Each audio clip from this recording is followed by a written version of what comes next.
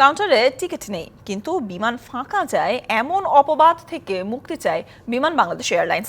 এ কথা বলেছেন সংস্থাটির নতুন ব্যবস্থাপনা পরিচালক ও সিইও জাহিদুল ইসলাম ভূঁইয়া। দুপুরে বিমান বাংলাদেশ কার্যালয়ে সংবাদ সম্মেলনে এই কথা বলেন তিনি। আরও বলেন, বিমানের সব কাজে স্বচ্ছতা ও জবাবদিহিতা রাখতে চান তিনি। নানান সময় সংস্থাটির কর্মীদের বিরুদ্ধে ওঠা স্বর্ণ চোরাচালানের বিষয়টি গুরুত্ব দিয়েও দেখা হচ্ছে।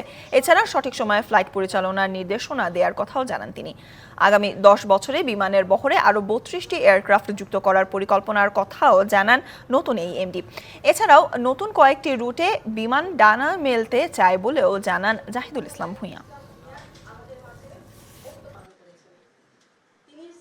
টিকিট নাই, আবার সিট ফাঁকা, এই ইয়ার থেকে যাতে আমরা ওপেনলি করে আমরা মুক্ত হইতে পারি। এবং এখানে আমি নগদের কাছে সব গ্রাহকই প্রিয়, তাই তো সারা দেশে ক্যাশ আউট চার্জ সবচেয়ে কম। আপনাদের আহ্বান জানাচ্ছি, তথ্য এবং ইয়া দিয়ে আমাদের সহযোগিতা করবেন। আমরাও আমাদের বিভিন্ন স্টেশন, আমাদের যে ট্রাভেল এজেন্ট আছে সবার কাছে এই বার্তা দিয়েছি, আরও কঠিনভাবে দিব যে এই ইয়ার থেকে আমরা 100% মুক্ত হতে চাই।